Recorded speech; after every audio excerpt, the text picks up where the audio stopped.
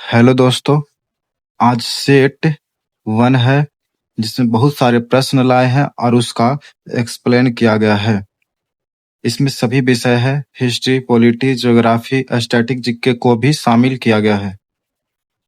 इसमें पहला प्रश्न है कि भारत की प्राचीनतम संस्कृति कौन सी है। यानी भारत की प्राचीनतम संस्कृति कौन सी है, तो पूरा पाषाण कालीन संस्कृति। पूरा पाषाण कालीन संस्कृति। पाषाण काल 3 भागों में बांटा गया है। पूरा पाषाण काल, मध्य पाषाण काल और नव पाषाण काल। पूरा पाषाण काल का समय लगभग 25 लाख वर्ष के आसपास माना जाता है।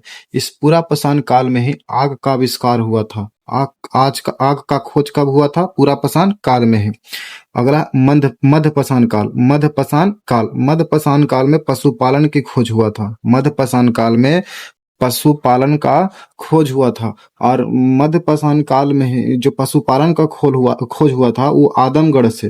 कहाँ से हुआ था? आदमगढ़ से। मध्य प्रदेश में पड़ता है, आदमगढ़ से खोज हुआ था, जो एमपी में पड़ता है, यानी मध्य प्रदेश में पड़ता है।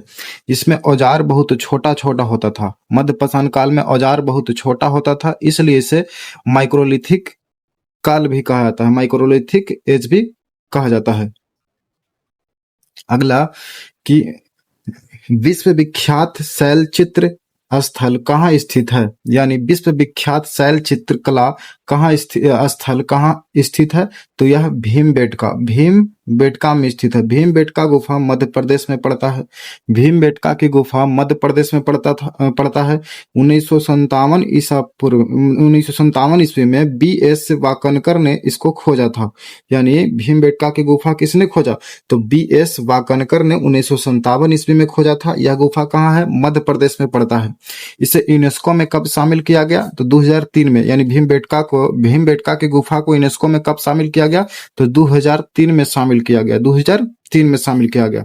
अब बराबर की गुफा कहाँ है? तो बिहार में। बराबर की गुफा बिहार में। हाथी गुफा कहाँ है? उड़ीसा में। हाथी गुफा कहाँ है? उड़ीसा में। अजंता एलोरा का गुफा कहाँ है? महाराष्ट्र में। अजंता एलोरा का गुफा कहाँ है? महाराष्ट्र में। बादामी गुफा कहाँ? कर्नाटक में। बादामी गुफा कर्नाटक में। किस स्थल से हड़प्पा लिपि से बड़े अक्षरों वाला एक संक्षिप्त अभिलेख प्राप्त हुआ है? यानी किस स्थल के हड़प्पा लिपि से बड़े अक्षरों वाला एक संक्षिप्त अभिलेख प्राप्त हुआ है? तो धौलावीरा से। कहाँ से? धौलावीरा।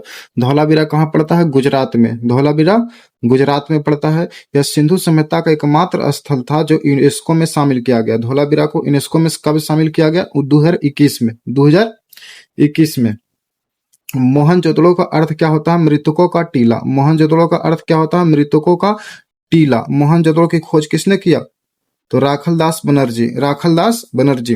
कालीबंगा पीलीबंगा कहाँ है? राजस्थान में। कालीबंगा पीलीबंगा राजस्थान में। बनवाली कहाँ? हरियाणा में। लोथल कहाँ है? गुजरात में। लोथल गुजरात में। यह बंदरगाह वाला क्षेत्र था, यहाँ से डॉकयार्ड मिला है।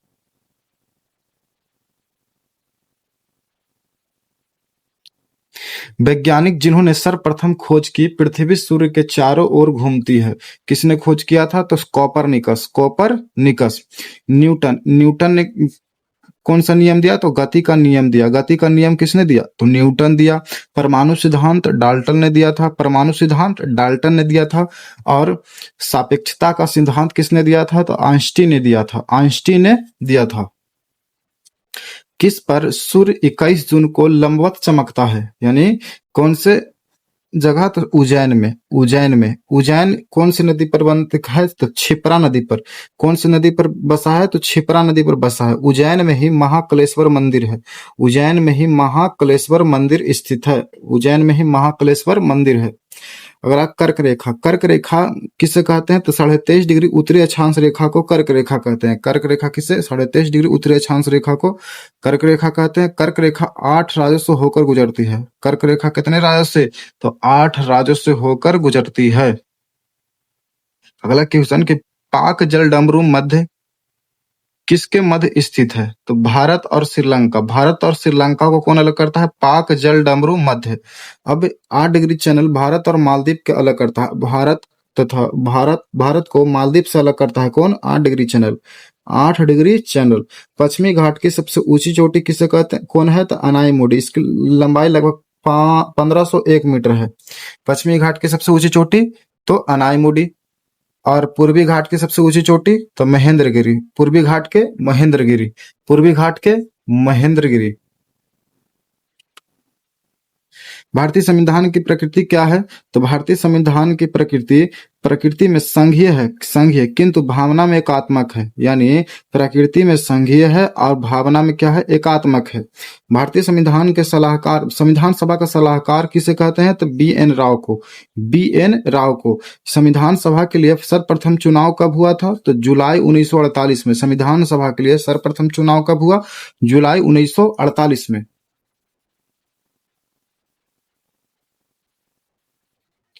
वर्ष 1946 में बनी अंतरिम सरकार में डॉक्टर राजेंद्र प्रसाद के पास कौन सा विभाग था? यानी स्वतंत्रता के पहले डॉक्टर राजेंद्र प्रसाद का कौन सा विभाग था? तो खाद्य एवं कृषि मंत्री थे, खाद्य एवं कृषि मंत्री थे। खाद्य एवं कृषि मंत्री कौन थे? डॉक्टर राजेंद्र प्रसाद।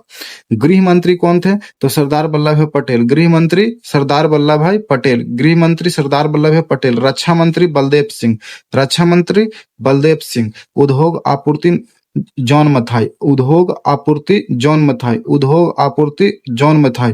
श्रम विभाग तो जगजीवन राव, श्रम विभाग से कौन थे? जगजीवन राव। अब इसका अगला पार्ट कल आएगा।